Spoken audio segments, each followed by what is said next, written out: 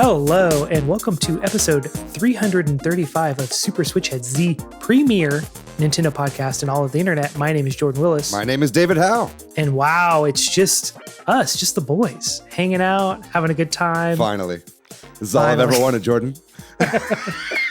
Well, David is here joining me to, we're going to talk about where we're at in the Switch 2, you know, give a little bit of a 6-month review. It came out on June 5th, so we're about 6 months into the life of the Switch 2. Yeah. So we're just going to kind of assess where we're at, where we hope maybe it'll go in the future. But yeah, man, we're just going to give it a grade maybe. Mm-hmm. Maybe see how it's, review it for progress report. Progress report. That's a great way to put it. Yeah. This is the Switch 2 progress report. I love that. Yeah. But before we get into all that, the Game Awards happened. We'll talk about a little bit about that.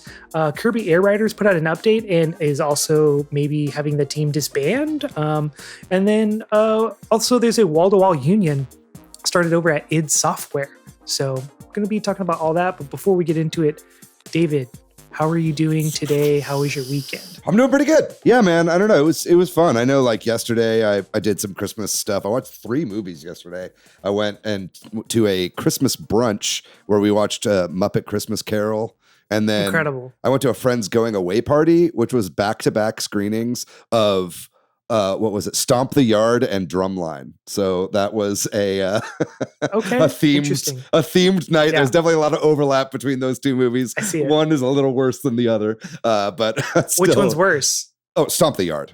Yeah. I have seen neither. Drumline is still pretty good. I'm gonna say Drumline's still pretty good. I'm pretty happy with how Drumline is held up. But yeah, other than that, just went to some parties. We met up. We kind of randomly had a little run in by chance. Yeah. What can you explain to the people where it is that we saw each other? Yeah, I was at Hole in the Wall. A coworker of mine does a annual Christmas show. This was the 17th annual Christmas show that he's done. And he says it's kind of a big deal, like in the if you know crowd. And I was like, okay, I'll check it out. And I'd gone to a wedding prior, so I rallied and saw Bebon there as well. Mm-hmm. But as I was at Hole in the Wall, I just got like a feeling in my gut. I was like, I think David's here. Like, I don't know why. I was just like, I'm going to walk next door to the karaoke spot and see if David's there. That is my old feeling. Yeah. And then I saw him from behind and it was like, I knew it. Yeah. You just like stood next to me without saying anything. And it took me a while to realize that you were there. It was pretty funny.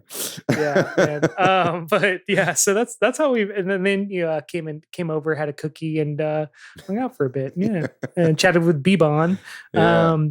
But yeah, and then on Friday I went to Valerie's like a holiday work party. It's through UT, and so we were at the Union in the ballroom, and I love going because it's like the psychiatric department, and I'm like, I'm in a room full of doctors and I'm a nerd who gets dumpsters and porta potties delivered to movie sets. Like, let's go.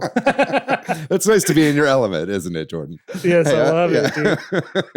But my weekend was pretty good other than that. So just busy, man. Busy.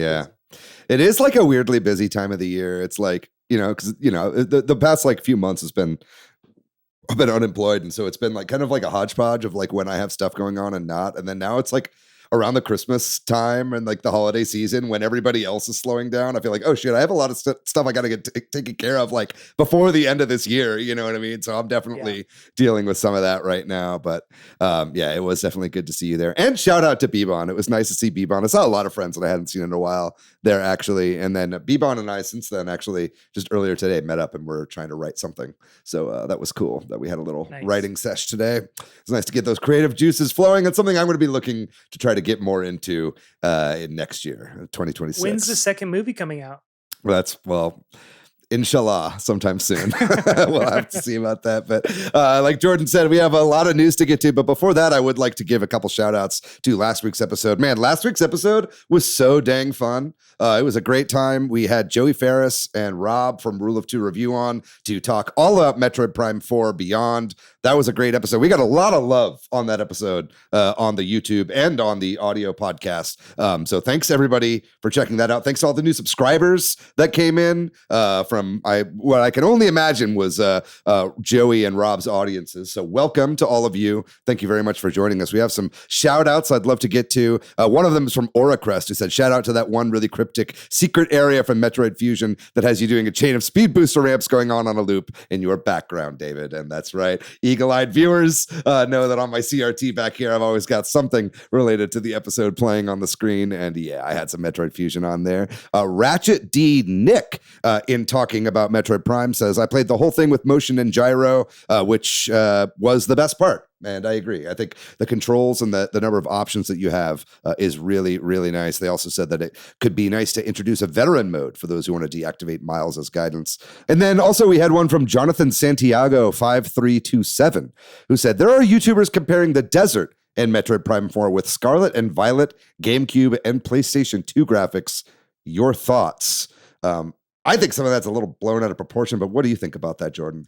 Not fair. I was actually driving around in the desert last night, and I'm like, I mean, it's got its own beauty to it. You know, I can imagine maybe on Switch 1, it looks a little chunkier. Right. But I mean, if I'm cruising off of a dune and I with my bike and I do an Akira slide into some crystals, like, it's pretty fun, man. Yeah. Honestly, it does feel great.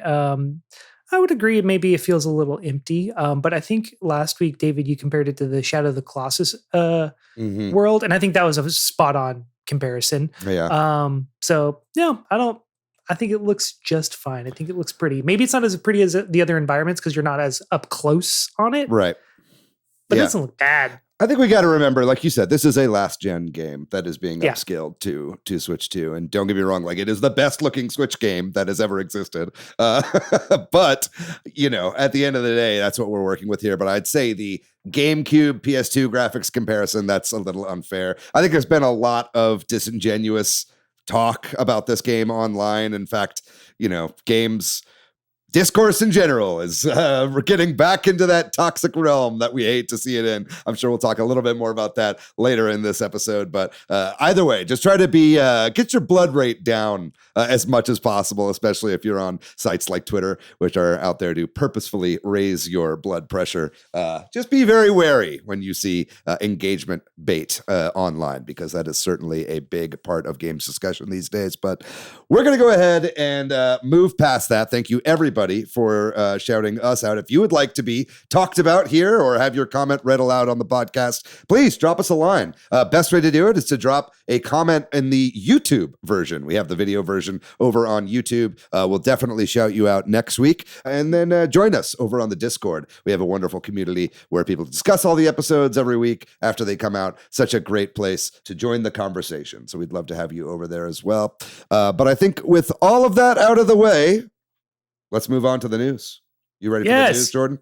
Yes. Oh, dang it. Let's do the news. We got some fun stuff to talk about this week. Lots of Nintendo classics discussion, which we are going to start today's episode with. Firstly, that in the United States, the Virtual Boy headset accessory is now available for pre-order. I think this is coming out in February. Am I correct in that? When it actually comes out on Nintendo Classics, something like that. And February 17th. February 17th. Thank you, Jordan. So there are two versions of the headset that are for sale. One of them is quite expensive at 100 buckaroons. That is for the actual recreation of the Virtual Boy headset that kind of has the Switch slide into it. And then, of course, there's also a much cheaper at $25 cardboard version that you can slide your Switch 1 or Switch 2 into. I think both systems are compatible with this. I have not pre-ordered this yet. I'm not exactly sure which one I'm going to get, actually. I was really leaning towards that original one, but I'm watching my bank account suffer these days. What do you think, Jordan? Are you going to be picking this up? I keep telling myself I don't need it. And every day I check, is it sold out? Did it sell out yet?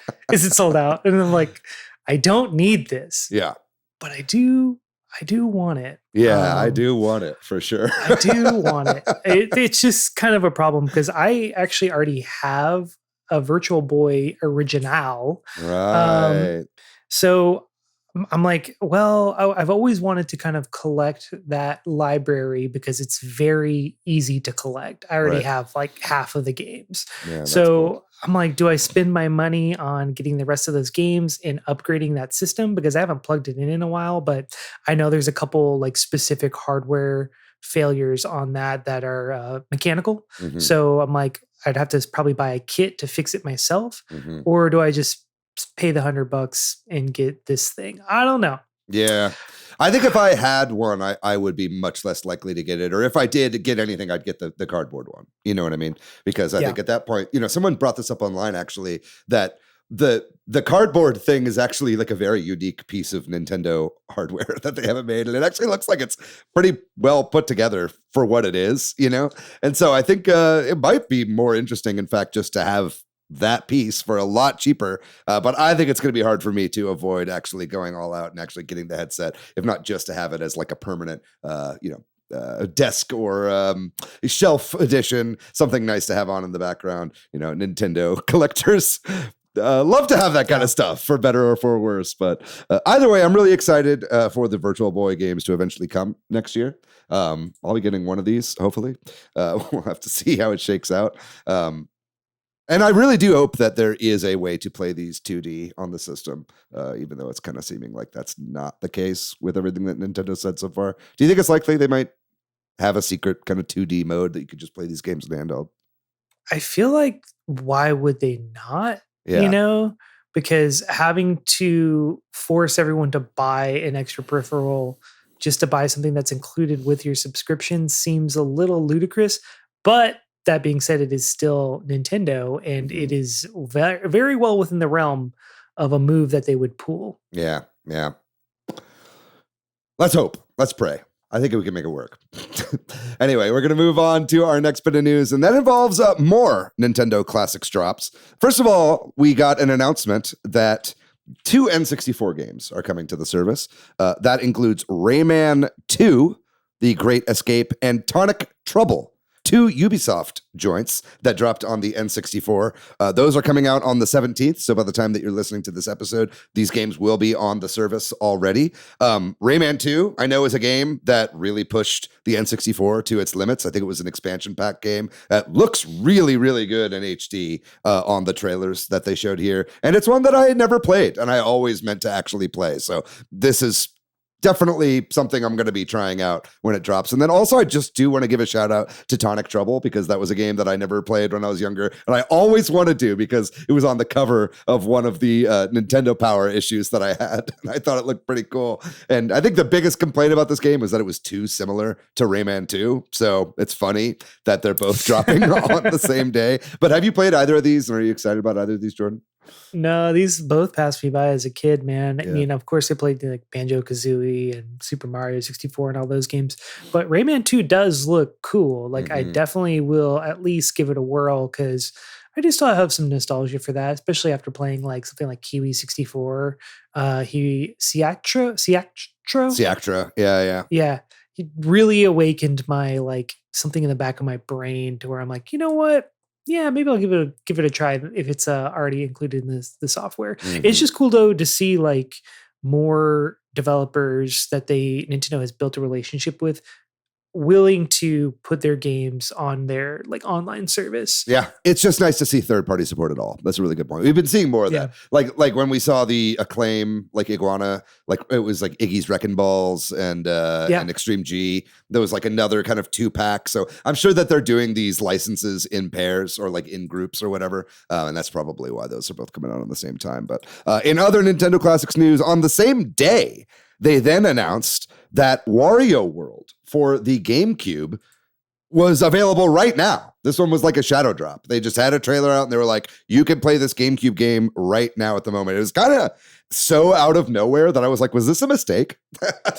Did like somebody accidentally publish this and then they had to do it? Because it was a little odd that you don't usually get those drops right away. There's usually a little bit of ahead of time announcement and then it comes out. And then B, this was also one of the games that was not included in that initial preview of all the GameCube games coming. I think this is the very first one that we've gotten that wasn't a part of that initial announcement. So that's really cool.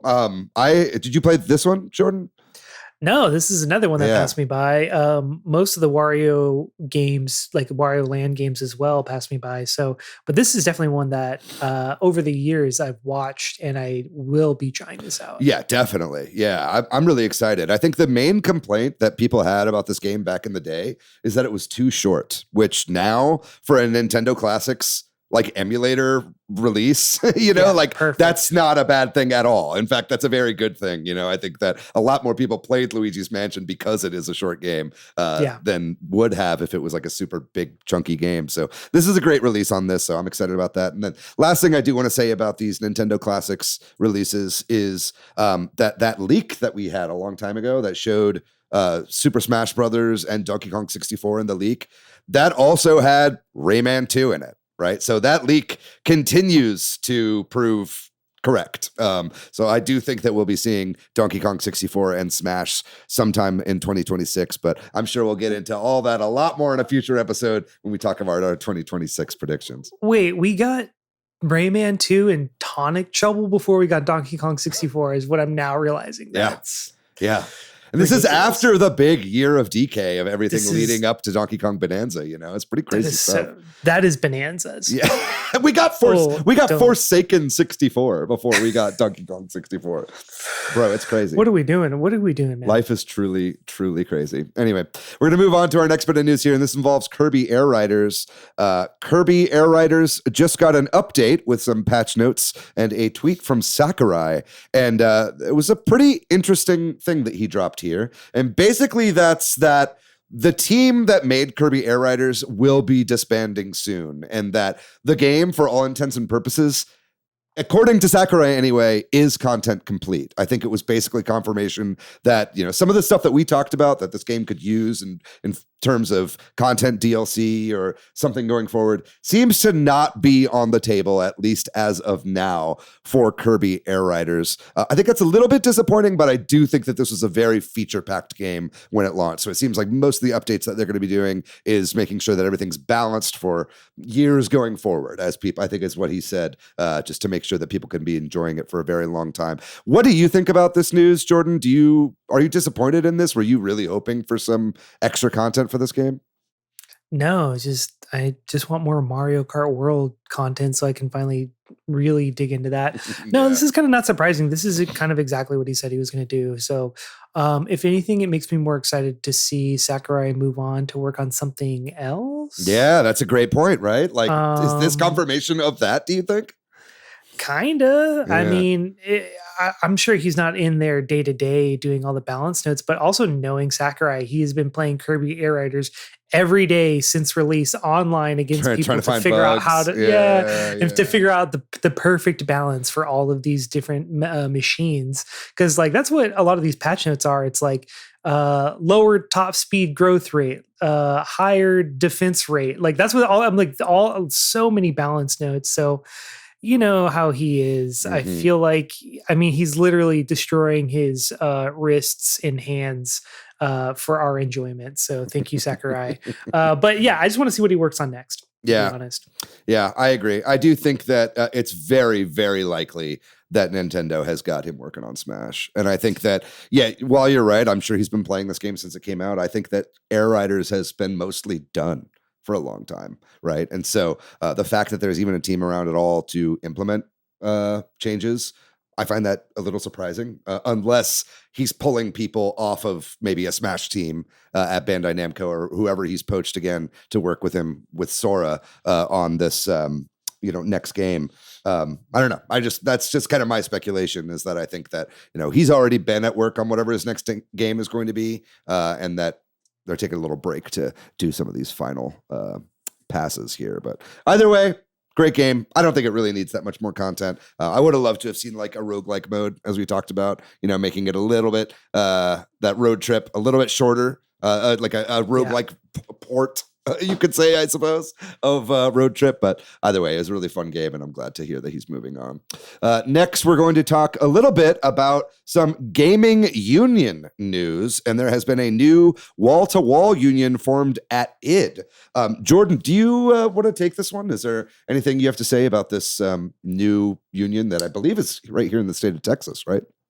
Yeah, so it's about 165 workers over at id Software, unionized with the Communication Workers of America. Mm-hmm. So that's been a pretty common union for the video game industry at this point. I think the big note for me is, Microsoft said they would not interfere with unionization efforts. Mm-hmm. And so things like this make me be like, okay, well, maybe they were serious about that when because a lot of other places are like, yeah, we're not going to do it. And then they just like, oh yeah, we're not going to union bust. We're just going to lay everyone off, Yeah, So, right. Exactly. it's kind of interesting to see it. And then also it's like cool to see a wall to wall. So it's not even just like, oh, just the playtesters or just this department. It's like every single person in the studio. So it was cool to see. And I feel like, this is becoming more common. And I just like to see the precedent being set by other larger studios. Mm-hmm.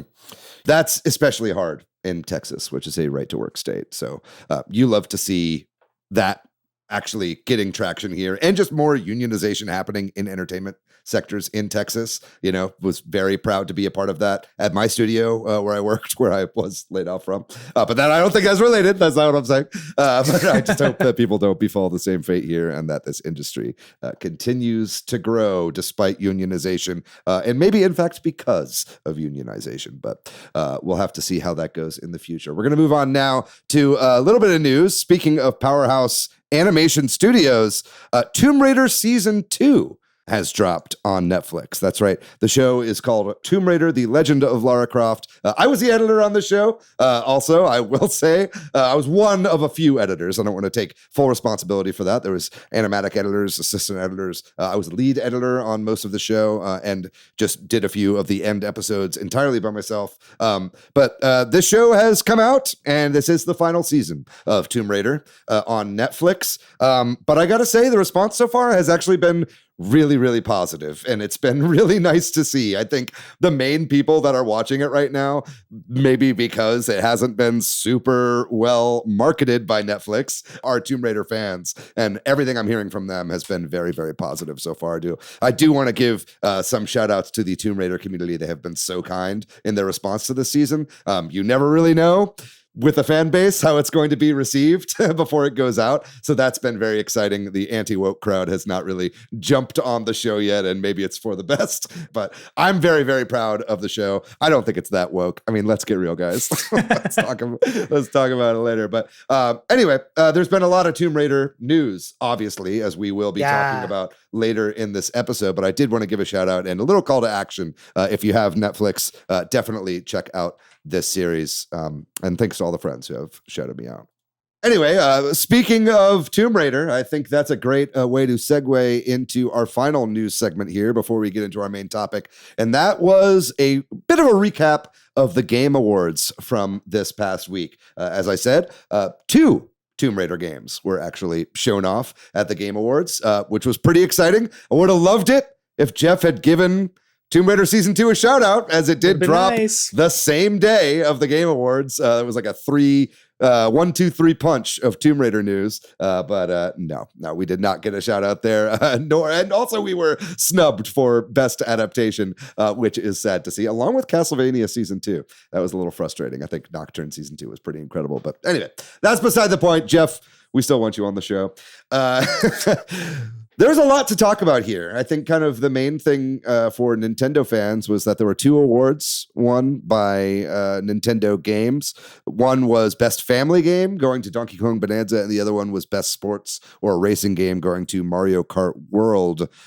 It's interesting. I mean, the Best Family Game kind of just felt like a giveaway, because I don't really know that I would consider Donkey Kong Bonanza a family game necessarily. I mean, I guess kids can play it. I don't know what you thought about that. There is a 2-player mode that you can play with your child. Yeah.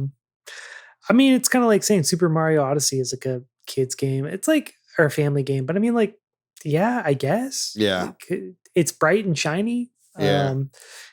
it's got TikTok brain. Not as much as Kirby Air Riders, but it's got a little bit of its own. It's like a fidget spinner of a game. Yeah, it's a fidget spinner of a game. Yeah, sports and racing game going to Mario Kart World is just like hilarious to me every single time because it's just like this is a racing game, yes, but when it's going against like more realistic racing sims, it's just so funny. They're like, no, we don't want to be realistic in our racing game. We want to throw shells at people that spit out coins and steal. Oh, that's the sports. That's the sports part. It's the sports part. It's just like, okay, what's the most unique sports game that came out this year? And that's kind of what it usually gets it. Right, It's kind of funny. Yeah. I think it was kind of just like, we just have to give Nintendo these awards almost. It's kind of felt that way. They're like, they don't advertise with us, but we got to give them something. Right. I mean, obviously, as far as the awards were concerned, surprising absolutely no one. It was a Clair Obscur Expedition 33 sweep. Not entirely a sweep. I think there was one game that one award that they lost to another game, but all the rest of them they went home with. That's great. I mean, I think it was a wonderful game, and I think that's totally deserved. That wouldn't have been my pick, but I also didn't beat the game, so maybe if I had, my opinion would be different here. But very happy for small teams like that, for Clair Obscur Expedition 33. I know that got a big update as well the same day of the Game Awards, but there were some Switch announcements that I think are worth talking about. One game that I thought looked fabulous was Orbitals. Did you see the trailer for this, Jordan? Yeah, I did watch. It looks pretty sick. Yeah, it's like, it's a 3D game. It's very much a sort of, co-op. What's the game?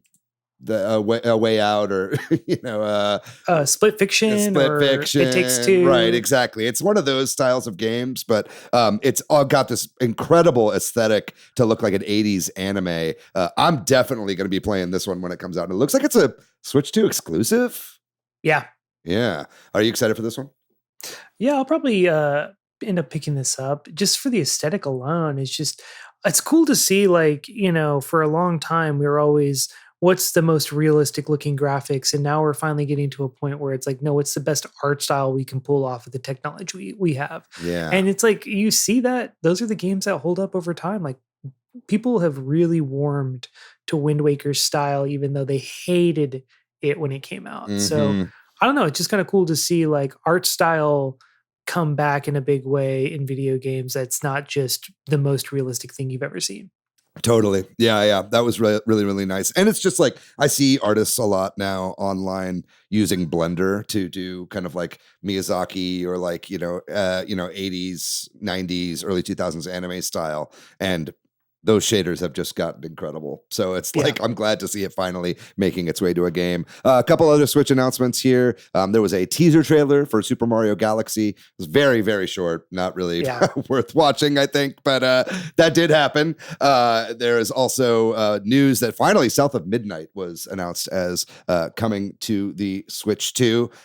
That's great. I was really hoping that we'd see more Xbox. Still think we need to see a lot more Microsoft and Xbox games coming to the Switch too. But then really we got a kind of deluge of Capcom games. It seems like every one of the first party Capcom games are coming, I think, day and date to Switch 2, which is really exciting to see. We had Mega Man Dual Override. There's a new Mega Man game that was announced. Also, we had another trailer for Resident Evil 9 that showcased Leon coming. That's going to be day and date released for the Switch 2. And then Pragmata, a game that we saw a really long time ago. It was announced that there's going to be a Switch 2 port of this game too, also coming out day and date, which this is a pretty next-gen game that has been in development for a really long time. It also has an exclusive amiibo coming too, which is kind of interesting. It's a little weird that you can get this little girl as an amiibo. That's maybe beside the point. But Jordan, what do you think about Capcom all in on Switch 2? Is this exciting? Where are the Capcom games on the Nintendo Classic service? We were just talking about this third-party support. I don't think it'll ever happen. They keep doing all their collections. No. They do too well on the eShop. Yeah. No, they have all their collections, and then they release them and then mark them down for like 10% of the original cost. But anyway, yeah, it's pretty cool to see. I just like that there's more third party support, and maybe we'll talk about that more in the main topic of what we'd like to see or where we are at progress wise. But that's nice to see that they're kind of going all in. The amiibo is the thing that's really surprising, because I really did not think amiibos were going to continue on very much into the Switch 2 life cycle, but to be getting a exclusive amiibo for like a brand new IP from Capcom is like fascinating. Yeah. Well, I mean, we got the Street Fighter 6 amiibos. We got the, the Monster Hunter amiibos. It's like they have been big supporters of that whole ecosystem. Why? I guess they're selling. Curious. Well, I say they're selling, but also like all those Street Fighter 6 amiibos are now massively discounted because they came out for $40 each. I wonder what this little girl amiibo is going to come out for. Really strange. I can't see anybody paying more than $20 for that thing. It's going to be 30, but you're correct. And then about 6 months later, it'll be $8.99. Yeah, that's true. It is kind of heartening to see those deep discounts. Hopefully they're getting the message that nobody's going to buy these things at that price. Maybe that just means the death of amiibo is finally happening, even though we talked about that years ago at this juncture. There's some other things to talk about, I guess, with the show. A couple of things that I think are worth mentioning is that Half-Life 3 was a no-show. I know Jeremy, who I went over to his house and watched this whole show with, was very disappointed. And I was like, bro, you can't get your expectations up for stuff like that. Did you think there was any chance we'd see Half-Life 3 here? Absolutely not. I very loosely looked at all the speculation about Half-Life 3, and I feel like there is a Half-Life something happening. I'm not convinced it's 3, even though everyone on the internet, and there's this insane, like, Charlie from It's Always Sunny style web internet page going around that just has all these links and all these screenshots of like data mines and different posts and how it's all related to a Half-Life 3 imminent. I'm just like, dude, at this point, I don't think Valve would announce it at something like the Game Awards. I think they'd want to do it on their own thing. Yeah. And I think they want to do it to promote their new hardware they just announced. So like, unless they can get a hardware mention deal with Jeff Keighley, which I don't think he really would do, to be honest. I just don't see them doing it, or they don't want to pay for the ad revenue or ad space on Game Awards when they could just have just as many views going on the internet. So yeah, I thought it was like no shot. Do I think the game exists? Maybe. I'm not 100% convinced. I will never get my hope up for anything Valve video game related ever again. They still have not put out Half-Life 2 Episode 3. I will never forget. That will never happen. Also, it will never happen. That has turned into Half-Life 3. Hopefully, I don't know. We'll have to see. But yeah, I also do think that we will be seeing Half-Life 3 with the launch of the Steam machine. Hopefully, God damn it, I really hope that happens. But yeah, I'm not super surprised. It's like the same thing with Nintendo. Like they don't need to spend the $1 million on an ad on the Game Awards when they get 25 million views on all of their directs, right? Like just on their own for free, So it's just, you're never going to see any more Nintendo announcements on this thing, I think, unless Jeff Keighley is the one going to them being like, please, we'll let you do it for free. Just do something on our show, right? But why would you do that if everybody's willing to pay you millions of dollars? A couple other things that I thought were interesting. A couple games. Control Resonant was revealed. This is the next Control game. Looks kind of interesting. Seems like you're out of the building in this one, and that you are on the streets of New York, and it's a different protagonist in this game, but it looks like it has similar mind-bending action gameplay. There were some really interesting visuals here, kind of evocative of Doctor Strange and whatnot.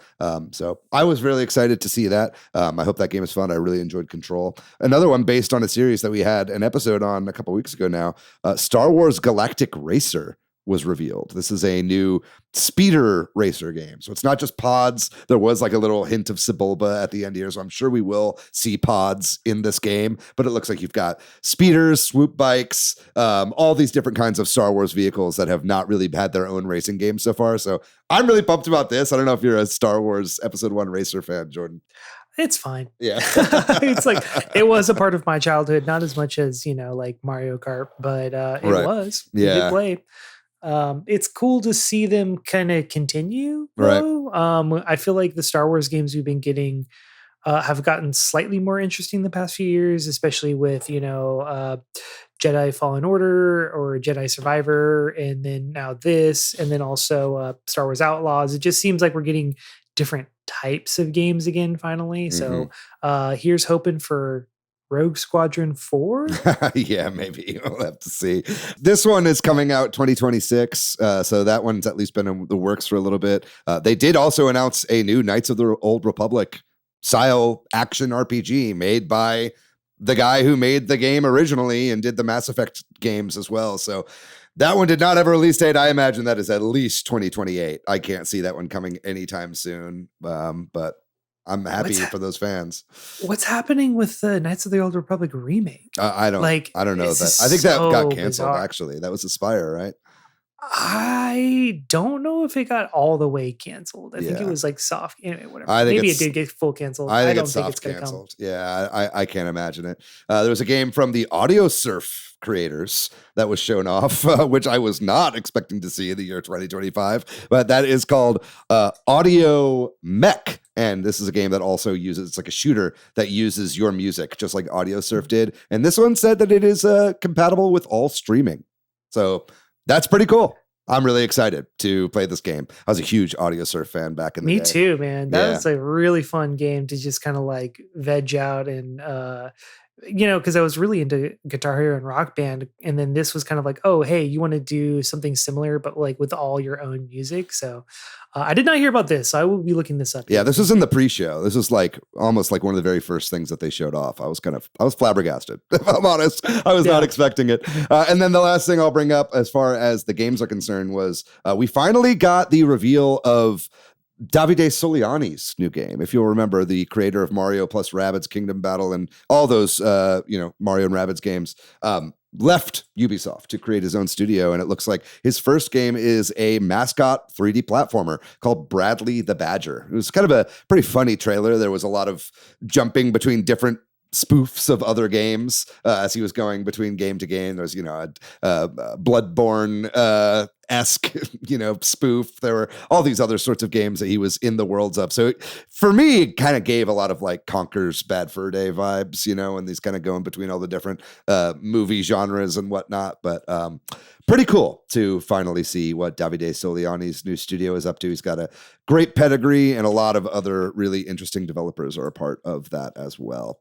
Other than that, just a few notes here that I wrote down. Girls Make Games were the impact winners. They always do like once a year. It's like people that are affecting the industry. So that was really, really nice to see them get their flowers there, because they're a really wonderful organization. They had a few girls that, developed some games under their tutelage out on the stage. So it was really nice for young people to see that.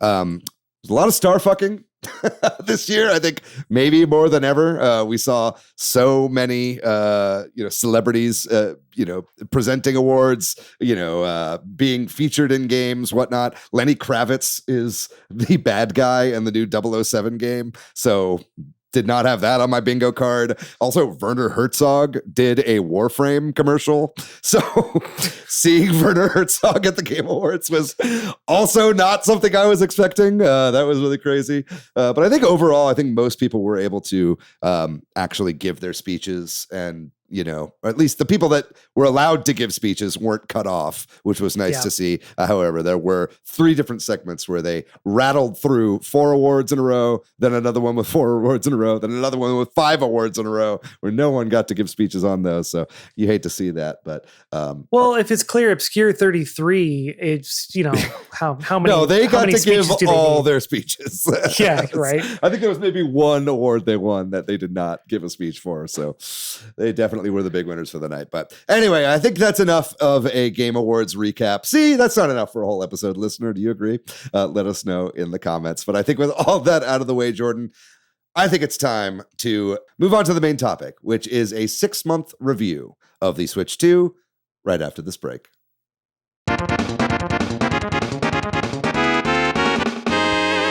And we're back. That's right. The boys are back in town, and we're going to be talking all about the Nintendo Switch 2. Can you believe it? An entire half year has passed, and we figured here at the end of 2025, as we're moving into the first full year of the Switch 2 being out, would be a good time to do a progress report on the Switch 2, looking at its now. The launch cycle is officially concluded. You know what I mean? This is what people will look back at as the launch period of the Switch. Regardless of how you want to do that, people are going to look at it as the first 6 months, right? So I think now we can kind of give a better grade to the Switch 2, see what our gaming habits are like, and compare it maybe to some other first 6 months, namely what we saw with the original Switch. But Jordan, I want to start by asking you, I mean, we've now had a good amount of time with it. I know we were all pretty hot on the Switch 2 early on when we were talking about it right after it came out. Now that we've gotten most of the first party games from Nintendo here, what are your thoughts on the first 6 months of Switch 2? Yeah, man. Well, what a just personally weird 6 months it's been. So it's hard to gauge from a outsider perspective. But what I can say personally is, I mean, the Switch was already my main gaming console. I talk with people who are like, well, it's underpowered, blah, blah, blah, blah, blah. But like for me, I mean, like portability and ease of just getting straight into a game kind of trumps any technical improvements, like because they do also have a PS5 and Xbox Series X, but I play the Switch way more, and it's the same with the Switch too. I play it way more because I can continue the same game that I've been playing on the TV. Or say Valerie wants to watch something on the TV. It's like I'll sit next to her and play on this, like the exact same game. I'll just boop, take it out, sit on the couch, sit next to her and play and continue the exact same game. And I think you cannot undersell that enough. Like I think that concept is still insanely fresh, so fresh that, PlayStation tried to copy it with the Portal to a varying degree of success. But it's just like, yeah, man. So for me, it still is my most played console out of anything. It's like I've really find myself hard pressed to get on anything else. And there's enough games on there, like between the Switch 1 category, like library, and the Switch 2 new releases. It's just enough to keep me occupied. It's just what it is, man. Yeah. Yeah, I think I pretty much agree with you. It's like all the things that I like about the Switch 2 are the things that I liked about the Switch 1. I think that as I age, I much prefer a handheld system. I play, I think, Switch 2 mostly in handheld. I do play it in other ways. I've been playing in mouse mode with Metroid Prime. I've been, I play on my TV a decent amount. But I'd say the vast majority of what I do with Switch 2 is playing it like a Switch 1, right? And I'm even playing Switch 1 games on it, and I still enjoy it. I think that overall, it did exactly what everybody thought it was going to do. And I think in that way, the Switch 2 has almost been like a little underwhelming from like a pure excitement perspective. If you want to talk about the first 6 months of the Switch, that was like a really, really cool time where it was like, we were getting a lot of games. There were droughts in that first year or whatever, but it's like, going from Breath of the Wild to Splatoon 2 to Mario Kart 8 Deluxe, Snipper Clips. Let's not discount Snipper Clips. Also Mario Odyssey to kind of like cap off that first, launch period that people remember with 2017 on the original Switch. And then just the fact that, wow, this is a hybrid thing that you can pick up and go. Like it was a really like novel thing at the time. And so I think excitement was just really palpable in the gaming space. And it was like an amazing time to be a Nintendo fan. And I think it really got people motivated to play games together, be more social with their gaming. I know it started the Switch Headz Facebook group, which eventually then became this podcast and all that kind of stuff, right? And so I'm not feeling the same sort of energy for just like, wow, a brand new toy that you felt for really years, I think, before that wore off with the original Switch. But I will say that what I have seen, and which is really impressive about the Switch 2 from just a general excitement level perspective, is that all that good grace that they bought Nintendo with the gaming public seems to have not really gone away. I think they did a similar thing with the Wii U. People talk about how the Switch 2 is Nintendo's first iterated console, but the Wii U is a Wii 2 in all but name, right? It was just U instead of 2, right? There obviously, I think it did a few more things bells and whistles wise than the Switch 2 does compared to the original Switch. But still, they fumbled that one. I think Totally. really people did not have the same maintained momentum that they have now going from Switch 1 to Switch 2. And I think that really shows Nintendo really growing and understanding what the public actually wants and what's actually going to sell as they've moved into this next generation. And I think that's actually really impressive, right? I think that that's not easy to do necessarily. I do think Sony pulled it off this generation, going from PS4 to PS5, but Xbox certainly didn't. And they kind of, for the last 2 generations, have been trying to catch up. But seeing Nintendo pull that same enthusiasm through and just maintain it without really losing anything, I wasn't necessarily expecting that. I didn't think that the Switch 2 was going to be a flop, but I kind of didn't expect it to be the fastest selling games console of all time and to sell a record number of systems in this amount of time since it's been out. Do you have any thoughts on that, Jordan? And do you share some of those feelings? Yeah, that's a lot there. Yeah. Yeah, I feel like, I was not expecting this to be the fastest selling console of all time, but I think that just speaks to them reading the room a lot more. Like, I know we talked in the past about, maybe they're trying to get ahead of the tariffs and stuff like that, but I think it's also really just they saw what happened with the chip shortages in 2020 and how the PS5 and Xbox Series X launches were kind of like undercut by that. And they saw also, I think Nintendo hates scalpers. Yeah. Which is what happened a ton with the PS5 and the Series X. Mm-hmm. So I think they saw that and they're like, you know what? We'd rather push our console release back to not have to deal with scalpers, which I think they is just actually built up inventory, you mean, like in that time. Yeah. Yeah. I think that's actually speaks a lot to how Nintendo views their fan base. Like, they want to sell them as much as they can. So I don't know. I think that was like a really smart move on their part. But I think the other thing, though, that is just really strange to me, and this might be hopping over, but it's just the games releases that have come out in this first 6 months. Like you were talking about, you got Breath of the Wild and Super Mario Odyssey, 2 of the best games in their genres ever made in those genres. And then the first, few months of this, you got Mario Kart World, which not. I'm with you, David. I think I still like playing Mario Kart 8 Deluxe a little bit more. Mm-hmm. And then you got Donkey Kong Bonanza, which is, we haven't had a 3D Donkey Kong game, which he did deserve, but that seems to me more like a mid console cycle game. And then Kirby Air Riders, Age of Imprisonment, Metroid Prime 4, just like games that are not historically like top tier sellers are the ones they're pushing forward first, which is like very fascinating to me. Yeah, that's a great point.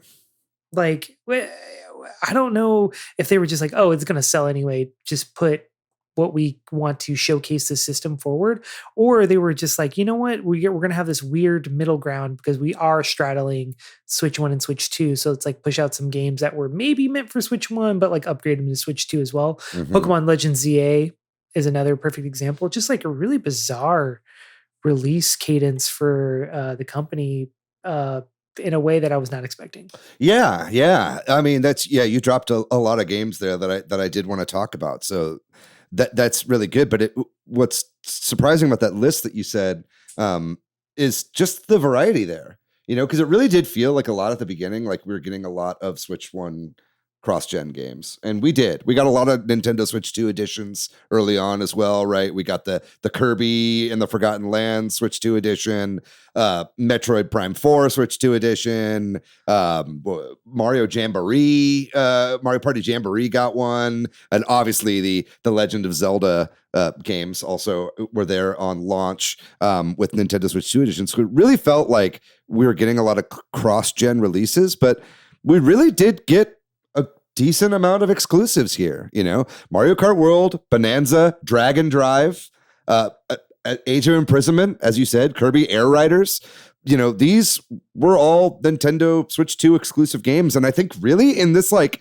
past month, or two, just getting a new first party Nintendo game every 2 weeks has been like borderline overwhelming. It's been like, I've been like really surprised at like just the cadence at which we've been seeing games come out. And this is on top of all these Switch 2 editions that you want to play, right? Like I really wanted to replay Breath of the Wild in 60 frames per second in 4K, but I don't got the fucking time for that. Are you kidding me? There's too many new games coming out. And I know that I'm in a position where, I want to play all the new releases as they come out as like the host of a Nintendo podcast here. But it's like, I think even just as a fair weather Nintendo fan, there has been no lack of stuff to play, I think, this generation so far. And that's another thing I'm really impressed at. I think that was something they certainly didn't do with the Wii U when you're comparing going from Wii to Wii U from Switch to Switch 2. It's like they really learned their lesson there is like, okay, and I think it probably some of that comes down to the end of the Switch's life, just getting a bunch of like ports and remasters and whatnot was because those were easier to do and they're holding all their shit for the Switch 2, right? So I think it's working, and I think the fact that they had a bunch of smaller IPs like, the Zelda Muso games, Kirby Air Riders is a really great example of bringing back a franchise that didn't sell super well, Bonanza, like you said, and giving them their chance right now when the pool of games to grab is at the smallest it will ever be for the Switch 2. And the pool of gamers is the most hardcore. Sure. Yeah. Absolutely. The people that have it right now are going to be the most likely to buy games, right? So, yeah. Like those weird ones, yeah. Yeah. I really do think I see a lot of these games, though, being pretty evergreen. I think that we'll see bonanza sales throughout the life cycle of the system.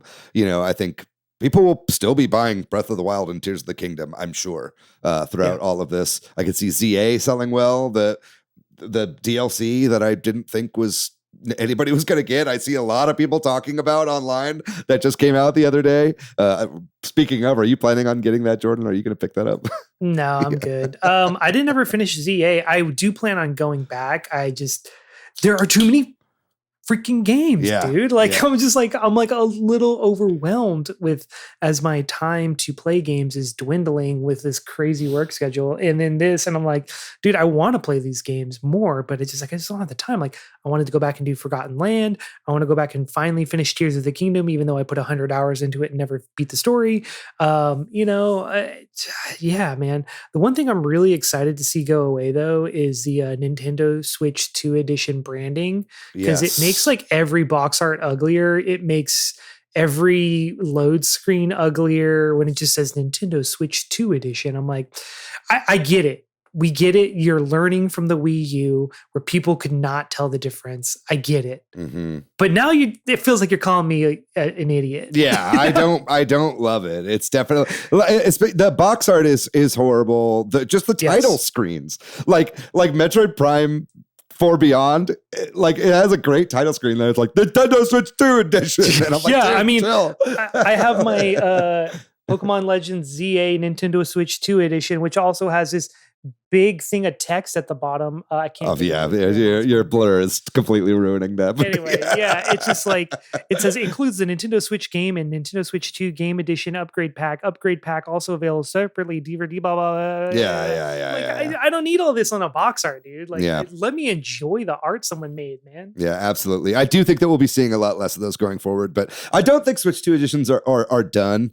I don't want to speculate too much about 2026 in this episode because we are planning to do a whole 2026 speculation episode at the end of the year here. But I can't imagine that they're going to leave all of the Switch 1 games that run at 720p in handheld that way forever. I think we'll be getting Switch 2 editions of the Xenoblade games and a lot of these other first party games. I do think that we'll be seeing that, even if it's just passing them off to a studio like Panic Button, who we know did do a lot of the Switch 2 editions, or at least the free upgrades that the Switch 1 to Switch 2 games got. I'm not convinced. Really? You think they're just going to drop them?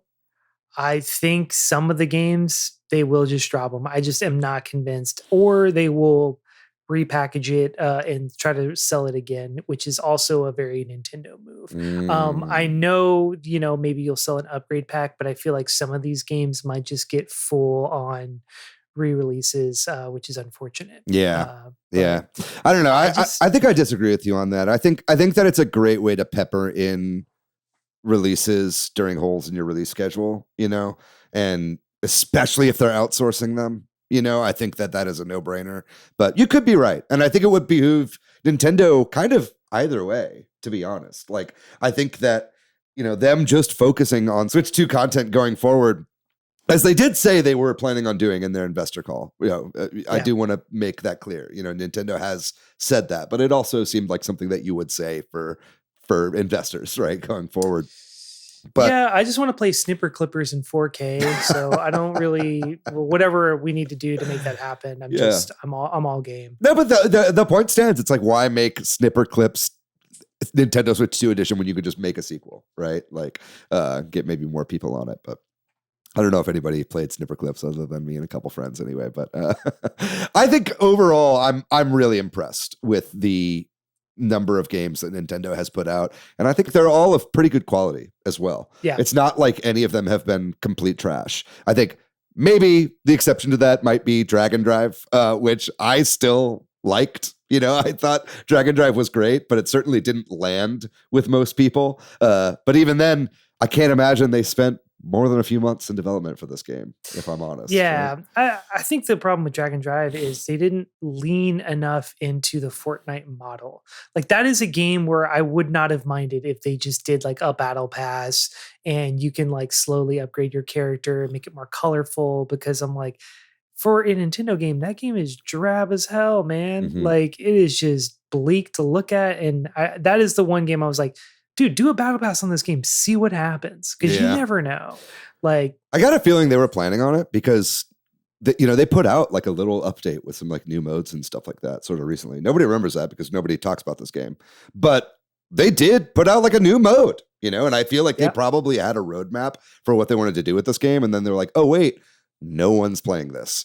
So maybe we'll just kind of quietly cease development. But I don't know. I've been surprised to see a few games get updates, to be honest, that I didn't expect to see. But do you think you might play this at all? Did you even buy this game? No, I did never play Dragon Drive. Like, I wanted to, I honestly wanted to give it a fair chance, but I'm just like, there is too much other shit to play right now that I cannot even process this. Like, I am a recovered Apex Legends player. I haven't played in about a year. Right. And I'm just like, for me to be able to get into a multiplayer game, it has to be really solid. I have to have a good solid group of people who play it regularly, and the buy-in of, hey, will you play this sports game with me, but you're in like a wheelchair, but Mhm. also it's only on the Switch 2. There's no crossplay, and it's like kind of boring to look at. It's just like, it doesn't feel like they were even trying to sell this game. Yeah. It's just like very bizarre to me that it came out in the way that it is. Not to say that it's a bad game and it's not fun to play, but it's just like, when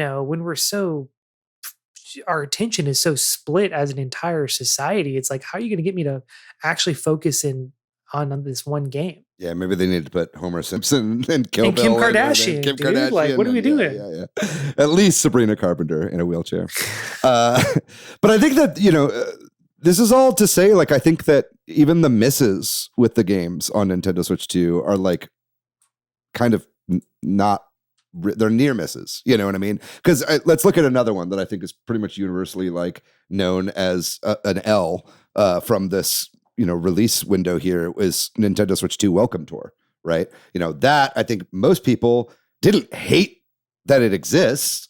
They didn't hate the game itself.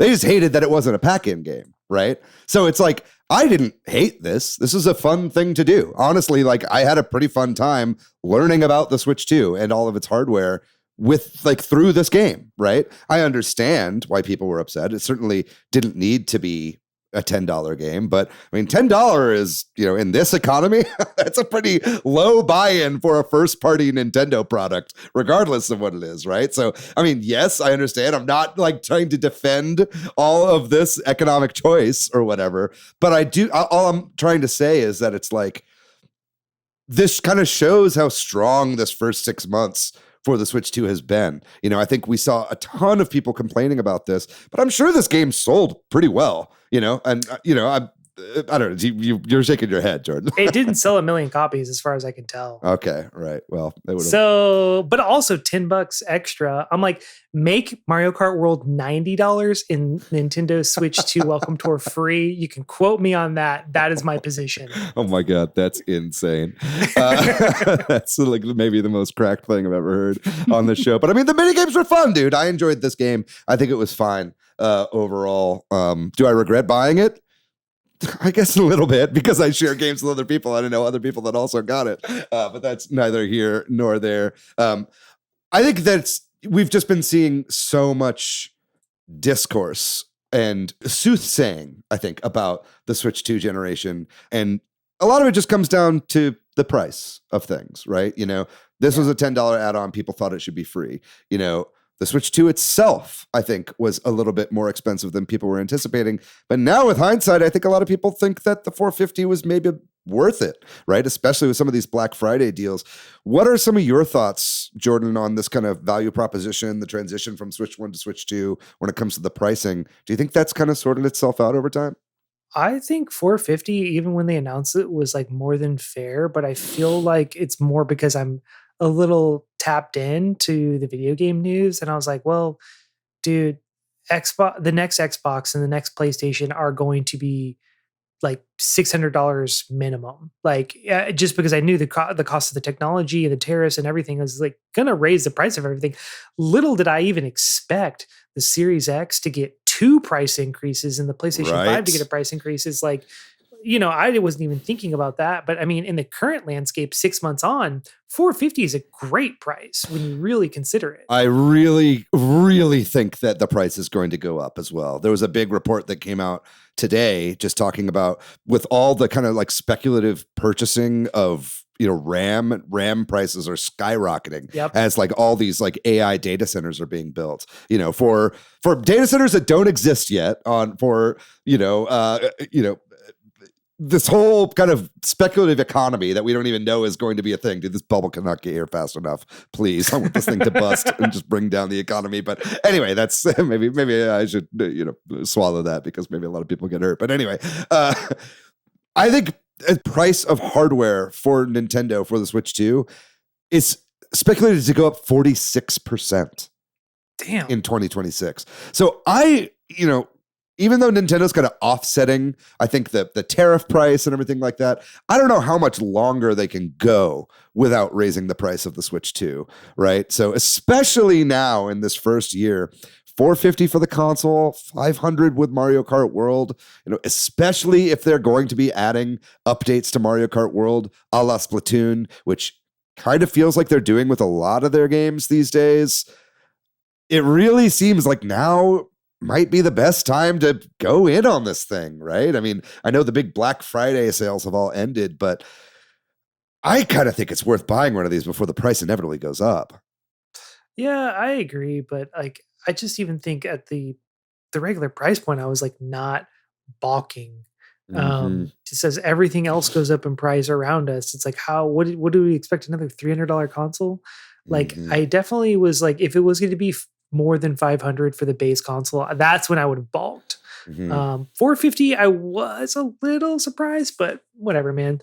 I think, being able to transfer everything so seamlessly, like the night that I got the system, honestly made it feel a lot worth it too. Cause like, it's like everything I was able to just kind of port straight over. They made the whole process really easy. And as someone who's done it on other consoles, I feel like it is relatively easy on those consoles, but like not as clear how to do it. Right. So I thought it was really nice. And then even they had the option where like, if you sold your Switch original, you could like upload everything and then kind of download it back. It was like really nice that They had really that wanted foresight. that continuity of players to continue. They just wanted it to be as seamless as possible. Yeah, they did a good job with that for sure. It's the best they've ever done Yeah, it.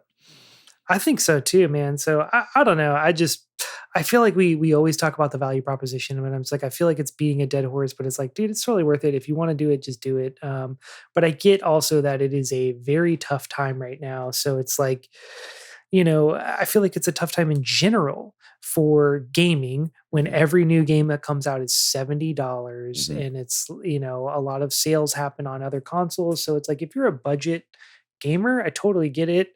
Wait for the sales to go on. But I feel like if you're one of those type of gamers, Nintendo's not your console in the first place anyway. Mm. You're more than likely a PC Master Race player who is just waiting for Steam sales, and you probably have a Steam Deck. Mhm. So I don't know, man. Yeah, Yeah. it's yeah. But on that note, though, I know y'all did the OS episode, but what do you think about like maybe the newer system features on this, or like what changed between the Switch One and Switch Two? Like as far as like game Anything? chat is concerned or stuff like that, you mean? Yeah, let's talk about that. Yeah, like Yeah. I mean, I think it's a little obnoxious that they didn't really add too much here. I wish that they had been a little bit more experimental maybe with the way that especially just the OS looks and the way the home screen looks. I think I was really disappointed to see that all the menus are all pretty much exactly the same. I was also disappointed when I got a Xbox Series S and saw the same thing from Xbox One to Xbox Series S. There was zero change, right? But I think I'll take that because this is the first time that we've seen just the entire eShop move straight over from yes, console to console. And I think that is worth the price, right? Like, I think 100% the fact that it seemingly this eShop going forward is just going to be the Nintendo eShop, right? For whatever platforms come up next. Like, even if the next console is not a Switch, I really hope to see all these games move over and all my purchases move over, right? The fact that all my friends were the same and I didn't have to like rebuild my friend list or anything like that. The fact that all the NSO apps still worked and I was getting all my classic games day one, that my huge Switch One library all just was there as I installed. I think that is worth having pretty much the same operating system going forward, right? Like I would yeah, take that 9 times out of 10 other than just having to restart completely. If the new thing had been a sphere with 2 orbs that you squish in order to control games going forward, some weird Nintendo like a innovative thing which they have done in the past, then yeah, it would make a little bit of sense if none of the games carried forward. But it really does feel like they're trying to make a platform for developers to be able to trust in, similar to Steam, right? yeah, Like I love that whatever Steam hardware I buy in the future, all of my games will be there as soon as I get it. You know what I mean? Yeah, maybe not yeah. all the games that are compatible with Proton because of anti-cheat or whatever, but that's kind of beside the point. So to me, it's not an issue because I think the pros far outweigh the cons. But do you feel the same? Do you wish there was more personality to the OS? Yeah, I mean, I do like being in the Furukawa era because I feel like that's very much he's more in touch with like consumers and moving forward in the future and what they might want. Though that being said, it's like, dude, I had the Dark Knight Xbox 360 theme that I kept on that console until I gave it up. That's Like, true. Yeah. like give me pictured themes at all. Like, Yeah. I'm not picky. I'll take whatever I can get. And I honestly would pay chuck a couple bucks for something like that, or Yeah. add it to the Nintendo Switch Online like little thing you can redeem platinum points for or something. Hmm. Like, oh hey, I redeemed platinum points and now I have a Metroid Prime 4 skin for my stuff. I mean, I feel like on the Switch One, like knowing how much the eShop chugged on that, I'm like legitimately wondering like could it just like not handle it, like, Hmm. and we just don't know that. But come on, man. Like that's the one thing I'm like, you really got to add something like this, bro. Like, Sure. what are we doing here, dude? It's 2025. Let Yeah. me, you know, or make a screenshot my background, anything, dude. Right. Like, Right. Right. Right. Right. literally anything. I think all that stuff can still very much happen. I think that they were much more interested in making it as seamless as possible for everybody to move from one thing to another, right? So I think that, that can still happen halfway through. I am not holding my breath though, because I thought all that stuff would happen with Switch 1 and it didn't happen with Switch 1. So, whatever. If it means that Nintendo is focusing on the games and that kind of stuff, I'm not going to shed too much of a tear. It would just be nice, right? Yeah. But I mean, I think that there's fan stuff out there, in the modding community, in the space of handhelds right now, as we're moving towards really robust Android-based handhelds. We're getting a lot of front ends that kind of fill that void. So I think that it's okay for Nintendo to kind of stay in this lane, to be honest. But you talked about a couple other features. I think where they did improve, I think, was adding stuff like game chat. People talk about game chat like it's a bad thing now. I see a lot of people be like, yo, the fucking game chat like takes up way too much of like the memory of the console or whatever. And I just like don't think that's true. And I think that is like bad faith, to be honest, because I think everybody complained about how there was no voice chat on the Switch 1. Yeah. And then we finally got it. And then people are still complaining about it. You know what I mean? I'm like, I feel like I'm taking fucking crazy pills, it's like, do you guys not remember what you were complaining about like 3 years ago? I get it though, because like you literally were just like, dude, just copy Discord. And they just were like, they kind of did. It looks like Discord. Like 40%. It still makes me mad. Yeah. I'm just like, how am I not able to invite someone else to my party after it started? That is ridiculous. Yeah. And they play tested the shit out of this thing. Yeah. And they got a note from every QA tester who tested this. All right. Like, hey, I need to be able to add someone into my party after it started. And the fact that they just were like made the choice to not have that be a thing is ridiculous. It makes me just not use game chat at all. Really? Yes. See, I still use it quite a bit. Yeah. I can't do it because the technology there is great. Like the voice recognition technology and the filtering out technology is insanely good. Like I don't ever have an issue. Like I'm sitting on my TV talking to someone and vice versa, and I can hear them, but I don't hear the TV in the background and they don't hear my TV in the background. I don't know what black magic they did to make that work, but the fact that like that is so technologically advanced that they couldn't figure out the most basic features that a game chat service would need is just like beyond frustrating to me. Yeah. So is it better than nothing? Yeah, sure. But is it like the bare minimum? Absolutely yes. And then maybe a little bit below bare minimum. Yeah.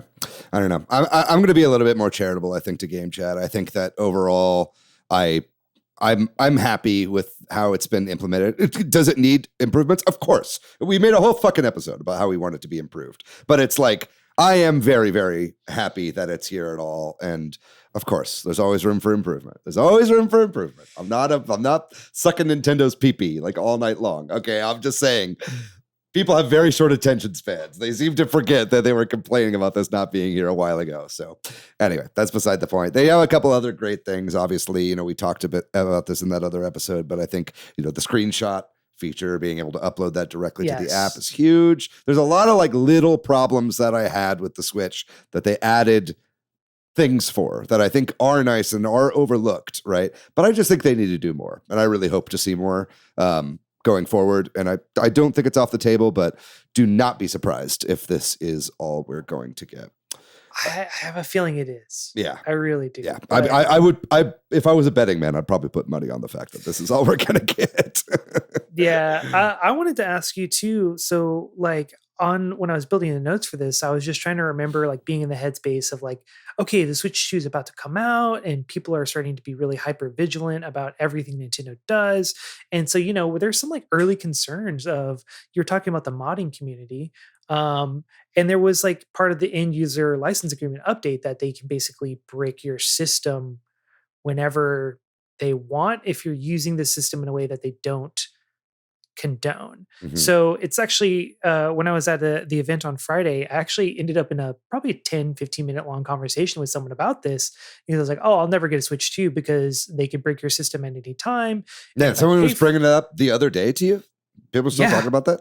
Interesting. Yeah, it Yeah. was like fascinating. And that's why I was like, I would love to have this conversation. And I want to hear your opinion too, because it's like he was just basically like, I will not give them my money because, as a consumer, all you have is your buying power, which 100% Sure. agree. And he was like, I don't want to support it because it's like basically giving someone the gun and the bullets and saying, I'm not going to do anything about it until you shoot someone, which I think is like unfair. Hmm. Cause I was like, well, have they really bricked anyone's console that was not using the console as intended? So I feel like I haven't really read any stories about this. I don't Not know, with the man. What do Switch you? 2. I haven't heard that, but I have seen people's accounts be terminated, that are tied to the consoles because of modding and whatnot from Switch 1. So like that certainly is something that happens. I think Nintendo is also kind of within their right to do that in some ways, especially if you're, stealing games, you're trying to access the servers, just don't do that.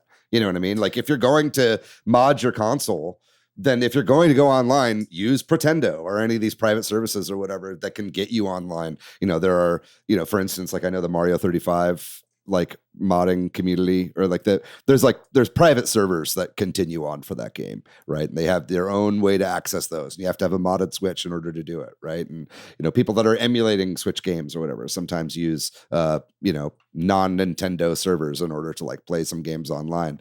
I think that's, as far as I'm concerned, I'm fine with that.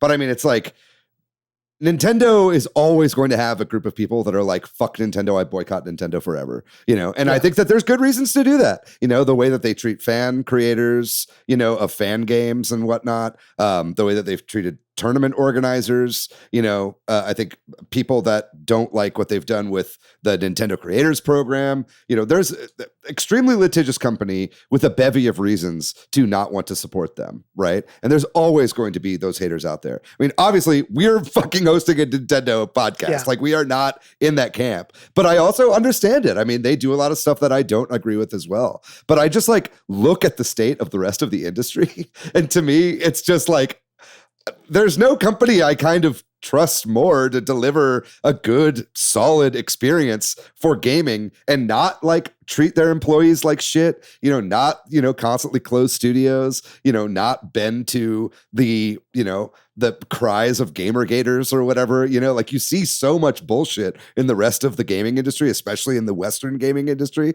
And it's just kind of nice to have an environment, where, yeah, it's got its own drama, but at least it doesn't have a lot of the other stuff. So I think I don't want to say, the lesser of two evils necessarily, because that's not a great way to vote with your wallet as it is. But to me, I just enjoy the games, man. And I think that it's more convenient for me to play these games on a console than to build a giant PC and emulate these games in 4K. And you can't even emulate Switch 2 games at this point anyway. So that's kind of beside the point. But that's where I fall on that. I don't begrudge anyone for thinking that way, but I do think that audience is much, much smaller than you would think. I think they're a very loud vocal minority. Well, yeah, and like this guy I was talking with is very nice, and we had a very nice discussion back and forth, and I was like, I completely see his point of view in the way that I'm like, yeah, you know what, you're not wrong, and you're totally well within your rights to just be like, I'm just not going to buy it. Mm-hmm. I get it, but it's like the funny thing to me is too, though, it's like, yeah, it is a very vocal minority when this is like such an insanely fast selling console. It makes me wonder too, like, um is all of that negative press really just positive press in the end for Nintendo? Because then they just are in the news cycle and people are like, wait, what's going on with this Switch 2 thing? And then suddenly they sell 10 million units in a few months. It's like, it almost kind of goes against what their goal is. Mm-hmm. It's that school of no press is bad press, because like the press it's is like the Streisand effect. Yeah, it's like the press isn't like, oh, their games are shitty. The press is like, oh, they might break your console if you mod it and take it online. Mm-hmm. Which is like, yeah, dude, that's in every end user license agreement for every console. Yeah. It's like in the PlayStation 1. I guarantee it's in the Xbox One. It's just like kind of funny to me that became it. But then it just gave it so much more press. And it's just kind of weird to see like now, 6 months on, like what the effects of that was. and I still have not heard any anecdotes of anyone using the Switch in a normal method, getting their system bricked, Yeah. nor a Switch 2. So. I think some of that was blown out of proportion. But the other thing I was going to talk about too is, man, game key cards. That is something that I think was not blown out of proportion enough. I don't know. Yeah. I hate game key cards, dude. I'm fully on the game key card hater side because, like, bro, okay, Nintendo. I'm glad they gave it's 256 gigabytes on this console. Mhm. That's not enough, dude. It's 2025. Give me 512 minimum. Yeah, 512 would have been nice. What But I mean, are we- handhelds, it is kind of the norm for handhelds, like, my phone is 512. well, it's better than the fucking 64 gigabyte, Steam Deck when it originally launched. At least like the lowest one that you can buy of a Steam Deck right now is 256. Sure, games are getting bigger, and I think that if they allowed you to use regular micro SD cards in addition to micro SD Express, this would kind of be a non-issue, because I think that you could have totally made it to where just Switch 2 games can only be installed on the actual console, and micro SD could only be used for Switch 1 games, right? I think that, but they didn't want to do that. I think that there's arguments that could be made either way, but it just does suck that those are so expensive right now, and I don't see the price going down as quickly as I thought it would for that additional storage. But I think, yes, game key cards suck, right? But I think that Nintendo is not necessarily to blame for the death of physical games here. You know what I mean? I think at the very least, they're trying to do something that's a little bit in the interim. I just don't think that we'll be seeing discs come out for PS6 at all, for whatever the next generation of games are. Like, I just can't see the next Xbox having physical games, right? And even now, it's like those games are not on those discs for the most part with the PS5 when you get stuff. You have to install them anyway. So it's like everybody else is doing it already. They just don't have like a name for it. Nintendo put a name on it. They branded it. And so people get like really upset, and don't get me wrong. Like, I think it's stupid when you don't have enough space to have to download games that you buy in a store. But I just kind of can't keep that anger in me about game key cards because I've just been digital only for the entirety of the Switch 1 generation. So it's like, me personally, I just don't care. Do I empathize with people? Of course I do. But for me, it is a non-issue. Yeah, I feel like we're on the opposite end of the spectrum where like I am a physical game collector. Right. And like I think the only game key card game I have is Yakuza 0, which is 45 gigabytes. That is about 1/5 of my storage. So it's like, okay, I just bought this game physically, and now I have to have 1/5 of my storage be occupied by this. And I'm like, it's just ridiculous to me. And it's like, if you're going to do something like that, the PlayStation 5 didn't launch with 256 gigabytes, launched with 512. Neither did the Series X. So it's like, you got it is a comparably priced system also. Yeah. Or at least it was when it launched. Yeah. You got to up the storage, man. Like that is kind of unforgivable if you're going to do something like this. Personally. Sure. Yeah. I think another big, controversy early on was kind of this variable game pricing, right? You have that listed here on the notes. And I think for the most part, we haven't seen another $80 game since Mario Kart World came out. And I kind of don't think we will, Maybe they'll try to push some of that real rising costs of tariffs and memory and whatever off to games. But I kind of can't see them wanting to dip their toe back into that cesspool, right? They can't even really use a bunch of people bought Mario Kart 8 because they didn't. They bought the bundle, and it's not like they're going to buy another Switch 2 with another $80 game bundled in to offset the cost of an $80 game. Like, Nintendo has yet to really try selling an $80 game flat out. And I just kind of can't see it happening. I don't know. We'll see. I think there's more $60 games coming out. Obviously, we have Switch 1 games still incoming. Tomodachi Life is next year. Rhythm Heaven. Those are going to be $60 games. I really can't see those being 70. So it's like, and to their credit, there has been some variability when it comes to upgrades, right? Some Switch 2 upgrades are $10. Some are 20. The Animal Crossing one, which seems to be a pretty sizable Switch 2 edition, is $5. That's dropping early in the year. So they've got $10 games, $20 games, $50 games, $40 games, $70 games. I do think there's some variability going on right here, but I think they were a little ahead of themselves there. And I think that was a gaffe on Doug Bowser's part. I'm interested to see what a post Bowser Nintendo is going to look like here. That's such a funny sentence to say. It never gets old. But I think 70 is what we will just see going forward. Yeah. Full stop. Yeah. So do you think that's why Doug Bowser got fired? No.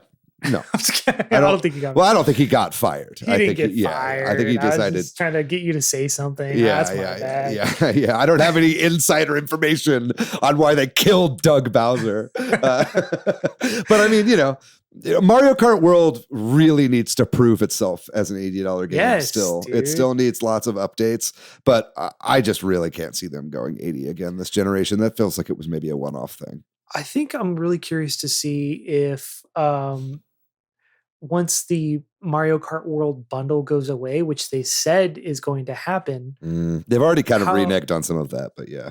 Yeah, I'm like, how quickly is Mario Kart World going to sell? Because every time a financial report came out, Mario Kart 8 Deluxe just sold another insane amount of copies that like some games don't even sell. Is this still selling now? The original Switch 1 game?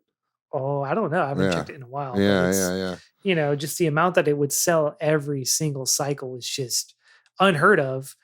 So I'm like curious to see if Mario Kart World follows the same path just by having the Mario Kart branding and it being so popular on its own, or if that's gonna go away with the $80 price point. Yeah, I've been a little reinvigorated on Mario Kart World in the past couple weeks. I've been playing it a lot more online. It is more fun with some of the updates that they've already done, and these were, in the grand scheme of thing, much smaller updates than I hope to see come.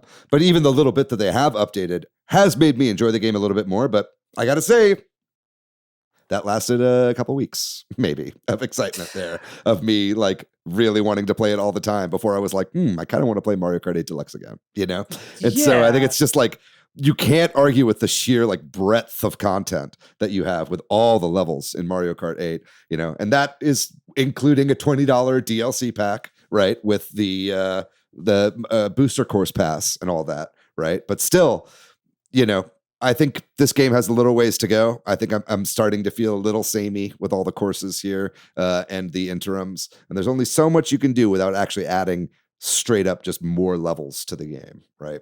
Yeah, I think this is the one where it really would have behooved them to like put out a roadmap of some sort, which they've never done, or they don't. Other than the one that's in the game of all the roads in the Mario Kart World. Exactly. Which would have been an incredible visual design as for a graphic designer to make a roadmap on. Yeah, whatever. Yeah. What do we know? We're just a Nintendo Switch podcast. So I don't know, man. I have so many feelings about Mario Kart World. Like, do I like it as a pack-in game for the bundle?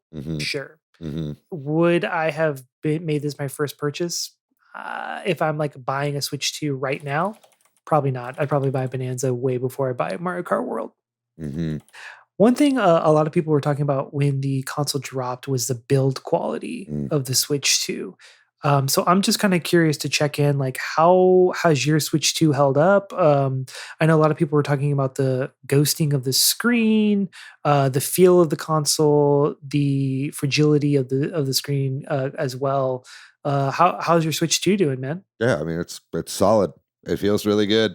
I'm not getting drift with the controllers. It's early yet. I don't know if we can like really talk about the long-term health of the actual console itself, but I mean, it feels premium.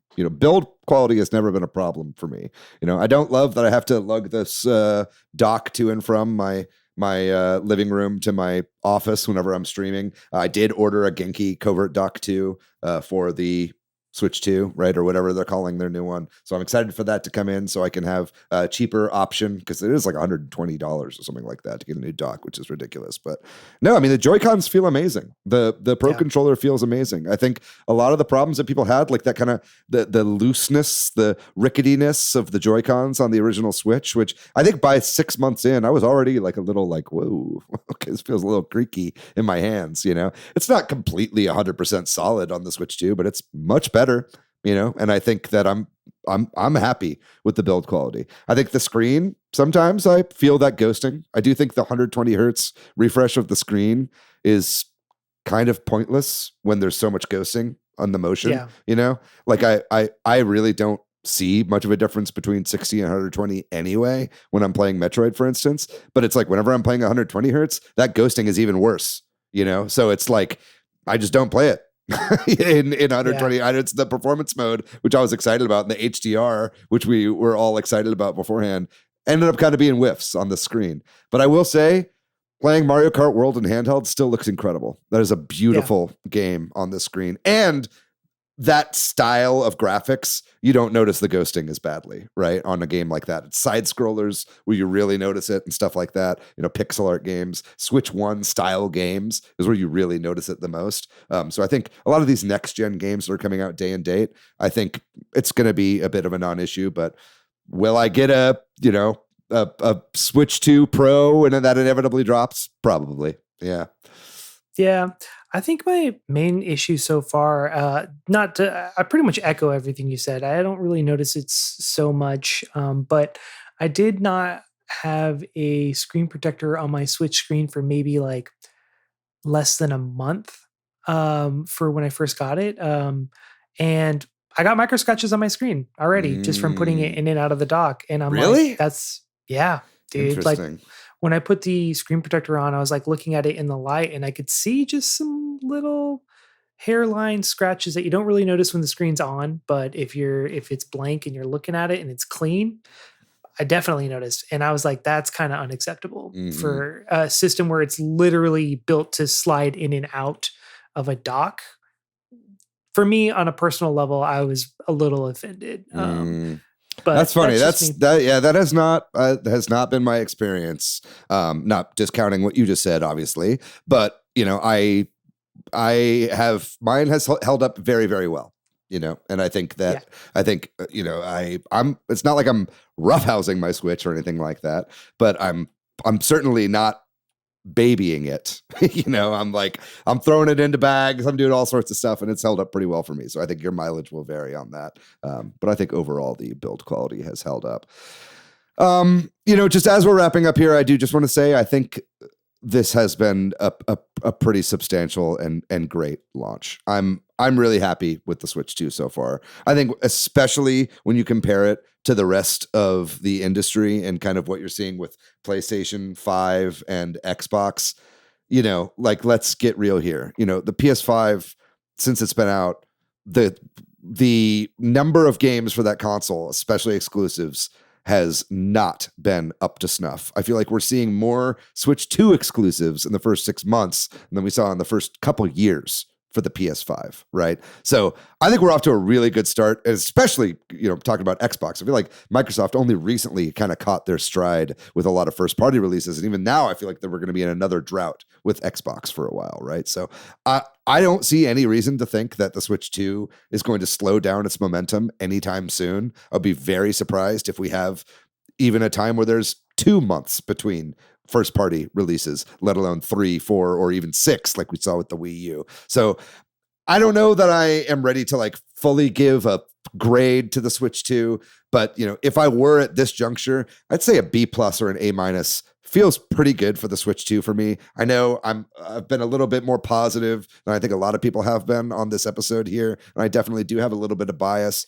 But I Who think else is on this episode? yeah. I don't know. When I'm reading the room of just like the internet writ large, you know, it's just like been just a nonstop cavalcade of negativity. And it's just, I'm Yeah. not feeling that on my end with the Switch 2. I understand the complaints, but overall, I'm happy with my purchase and I'm very excited for the future of the Switch 2 going forward. Yeah, I have to agree, overall, because I'm like, this is pretty much exactly what I wanted from a Switch 2, is Right. like, I really just wanted a upgraded Switch 1, Hmm. and that's exactly what they gave me. They gave me a bunch of these weird games up front. They also gave me a Metroid Prime 4, which I never thought would happen. Yeah. I honestly was very surprised. I am still surprised every time I load it up. Hmm. So I would say the same. I B plus A minus at this point on the progress report.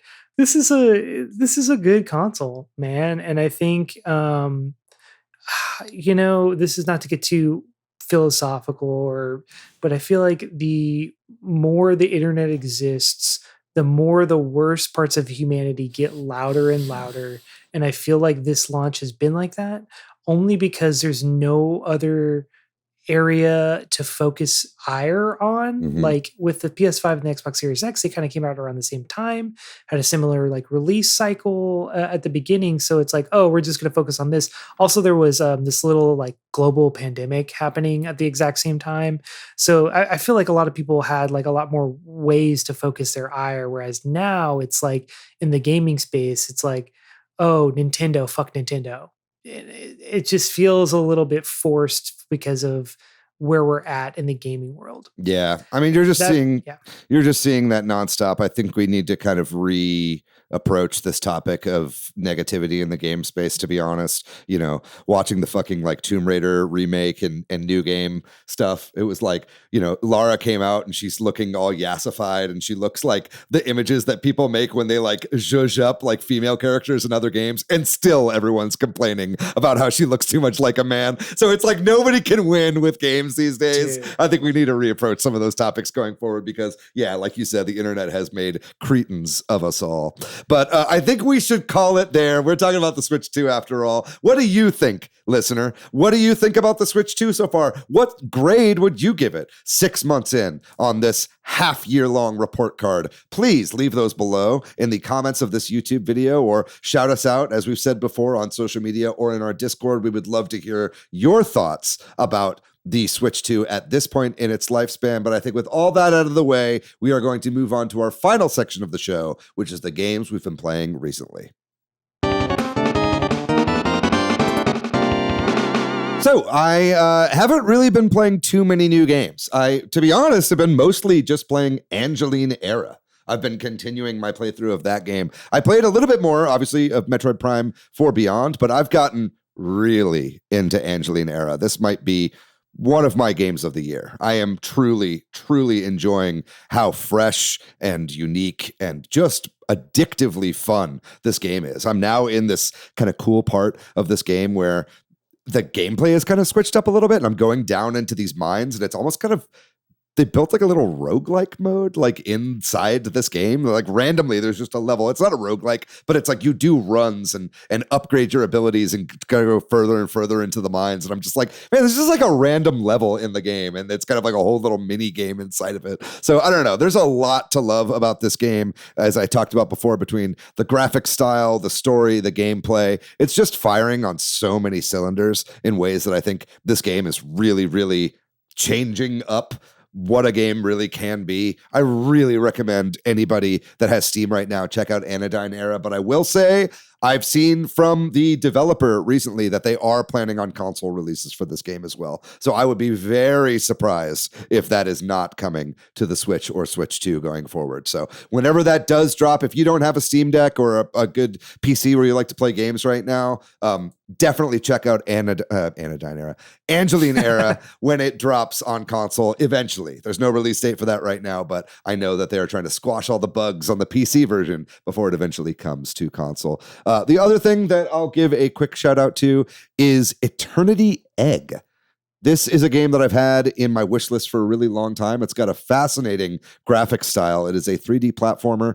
Just went into early access on Steam. I think it's going to be in early access for about a year. It has this, what I like to call SGI workstation core aesthetic, very little textures. Everything's kind of made out of orbs, very early CG aesthetic look to it. Never really seen anything like it. The game is a little janky right now. It doesn't really have a tutorial in the game, and it is early access, like I said. And that kind of means it's a little frustrating to play. And so much so that I'm like, do I refund this right now? Because I just don't really know what I'm doing. It's very difficult to move around, but I don't think I'm going to do that. It is early access after all. I knew what I was getting buying into something that is in development. I expect it to be a little bit more polished at this point, but I'm sure by the time the game eventually comes out of early access and has its first official build, it'll be a lot more polished. But it is an interesting game. Keep an eye on Eternity Egg. I think it's really cool looking game, and I'm really sold on the aesthetics alone. But we'll see how it actually fares as it goes further into development. But what about you, Jordan? What have you been playing? Dude, nothing much new. Just continuing with Metroid Prime 4. I still have not beaten it, which is good and bad. I feel like, back in the day I would have been done already, but I'm also savoring it. So Right. I just got the 3rd master teleporter key, and I'm on my way to the 4th. I feel like that's general enough to say. So you've done the lava area. Then you've No, completed. I'm about. You're about to do the lava area. Okay, cool. That's where I am too. We're still Yeah. in approximately the same place. Yeah. Yeah. So, but man, dude, just like what a beautiful game. And the second NPC is theoretically as annoying as Miles, but also like doesn't have the same kind of tone. He doesn't sound like Andy Samberg. Yeah. I think Miles, the more I listen to him, I was like, I think this sounds like Andy Samberg doing a video game voice. But anyway, but yeah, man, it's still just an incredible game. And then I have been kind of dipping a little bit more into Aria of Sorrow, just because this is one that passed me by. But I really don't really have much more to report. I mean, it's a Castlevania game on the Game Boy Advance that has the same issues that a Castlevania game on the Game Boy Advance will have in the year of our Lord 2025. Mhm. As I got older, I've soured a little bit on Igavanias, though I still like them for the most part. It's just there's a little bit of fluff, especially in this game as well, where you're like, you explore a whole corridor and at the end is like a potion. You're like, Mhm. okay, thanks. I guess I needed one potion, for 100 HP. But that being said, they're still fun, still really push the genre forward. So mad respect. Curious to roll into the Dominus collection after this and revisit those games. I played all those games in high school. But that's it. Yeah. Other than that, that's all I've been playing. I don't know that I'll get the Dominus collection, especially because I did own a lot of those games already, and so I feel very much within my right to emulate those on my AYN Thor, which I have been playing a little bit more of as well, but just not enough to really talk about on the show. But I like being able to have 2 screens when I'm playing DS and 3DS games, so that's definitely nice for that. But anyway, I think that's going to do it for this episode. It was a pleasure doing a one-on-one chat with you, Jordan. We should do these again. Yes. Yeah, do you like it? I like it. It's nice. Yes. It's just like talking with the boys. It's just like when you and I hang out and we kiss a little bit. What are we talking about? Anyway, do you like these smaller one-on-one conversations? We've been doing a little bit more of them, listener. If you like these, definitely tune off. We'd love to tune off. Sound off. We'd love to hear your thoughts as we kind of evolve the show going forward. It's nice to have a little bit more low-key conversation sometimes. So that was a lot of fun to do that with you. Thank you very much to MilkyWay.co. Thanks to Corduroy for doing our music. Thanks to all of our patrons on Patreon. If you'd like to find me online, I'm pretty much everywhere on the internet at Monolith Fiji. You can find me at Bordan. You can find our show, Switch Headz, on Blue Sky and Twitter, at Super Switch Headz on Instagram, Facebook, and TikTok. Speaking of TikTok, we do have some new shorts coming out. I want to give a shout out to AVK. Thank you very much, AVK, for working on some recent shorts, and hopefully we'll be getting some more short-form vertical video content out on all the platforms, YouTube Shorts, Instagram Reels, and TikTok. So make sure you subscribe over there on TikTok. Is that what you call it? Follow us on TikTok. I don't know. I don't use fucking TikTok, but we're trying to get the show out there. Talk us on TikTok. Yeah, talk my tick, baby. Anyway, we have a website, switchheads.com, and then we have a Facebook group, a Discord, and a Patreon, as we said before. We'll have links to all 3 of those in the description of this episode, whether you're watching us on YouTube, like and subscribe over there, or if you're listening on Apple or Spotify, write a review for us over there. We'll have links in all of those places in the description. And join us on the Discord, man. Such a wonderful community, and we would love to have you be a part of it. But that's it for this episode. We got another episode for you next week, and oh boy, it's going to be a banger because it's the most wonderful time of Golden Heads. That's right. We're going to be doing the Golden Heads Awards. This is what, the 7th annual Golden Heads Awards that we've done? Something like that? 6th, 7th? I haven't been really keeping track, but the Headies are back. You're right, Jordan. We're going to have a very special guest joining us once again. Who could that be? But we're going to be back with the Golden Heads next week. And then after that, we're doing our predictions episode for 2026. So we got great episodes lined up for you at the end of the year. But I just want to say, as this is our last kind of regular episode of the year, thank you guys very much for a fantastic 2025 on Super Switch Heads. It's been a blast going through this new era of the Switch 2 with everybody. We'll have lots more to say about that in the episodes to come. But in the meantime, you guys know the drill. Be safe out there. Be kind to yourself. Be kind to one another. Give yourself an A+ for being a great guy. Fuck ice. Free Palestine. We love you very much. We'll see you next week. Bye-bye.